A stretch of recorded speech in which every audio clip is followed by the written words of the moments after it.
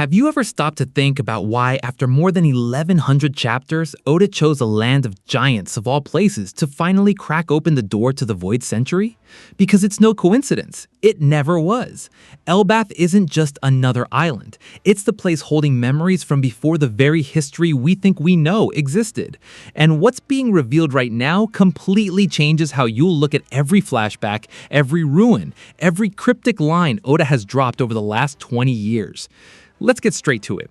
Inside the Atom Tree, Frankie and Ripley come across a mural. A mural dated all the way back to the Void Century itself. And that mural isn't alone. It lines up word for word with an ancient scroll called the Harley, which Robin finally gets to hold inside the Owl Library. Stay with that for a second.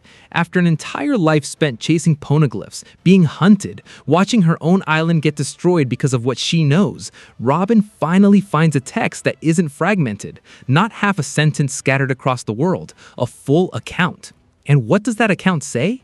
It speaks of 3 different worlds throughout history, 3 eras, and according to Robin's reading, that third world is our present, the era Luffy is living in right now, an era that, according to the text itself, is being steered by a sun god towards its own end. For anyone who's been following the sun god Nika theory, that's the kind of confirmation that makes your head spin. Now, remember what Vegapunk said right before he died? That the war that started during the Void Century never actually ended. That wasn't dramatic exaggeration. That was a warning. And that's exactly what Elbaf keeps proving chapter after chapter.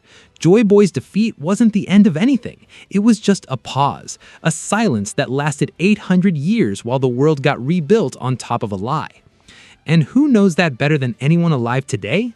Loki, the cursed prince, a name whispered ever since Whole Cake Island, when Big Mom tried and failed to arrange a political marriage between her and her daughter Lola. That rejection seemed like just a plot detail back then. Now we get it. It was the first sign that something in Elbaf was too big for the rest of the world to ignore. Loki was locked away. Not as a criminal, as a threat made of knowledge, and that's what sets this arc apart from everything we've seen before. Elbaf's villain isn't someone chasing power, he's someone who knows too much about how the power that already exists was built.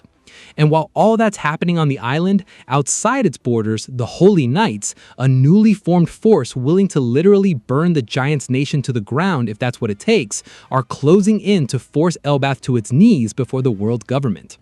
Funny how that works, isn't it? Every single time someone gets too close to the truth about the Void Century, the world's answer is always the same. Brute force, censorship, destruction. Sound familiar? It should. And here's the piece that ties it all together. Eam. During the clash on Elbaf, Eam unleashes so much Conqueror's haki that even Loki, who, according to recent theories, might rival Gear 5 Luffy, wonders whose impossible power that even is.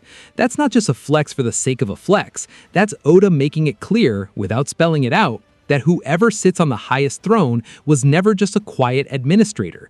Eam was there. Eam took part, and it might have been Eam who actually defeated Joy Boy, not some abstract world like we've always been led to believe.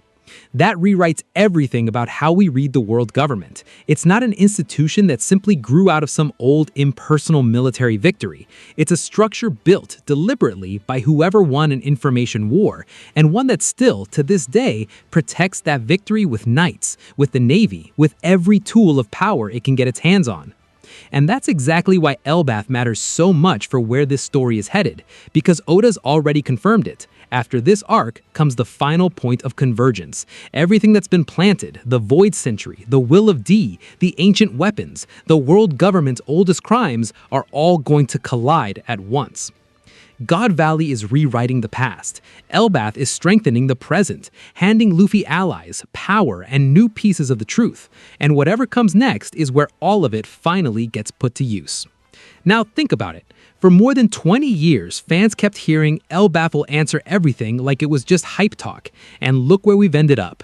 A mural dated to the Void Century, a scroll that finally lines up with it, 3 eras of the world confirmed within the lore itself, a prince locked away not for a crime, but for knowing too much, and Eam finally stepping out of the shadows of a mysterious background figure to become, without question, an active part of the oldest war this universe has ever seen.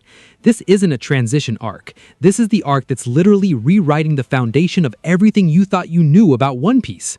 And if the third world, our right now, really is being steered by a sun god towards an ending announced 800 years ago, then answer me this: is Luffy destined to stop that ending, or is he, without even knowing it, the very tool meant to carry out that prophecy to the last chapter?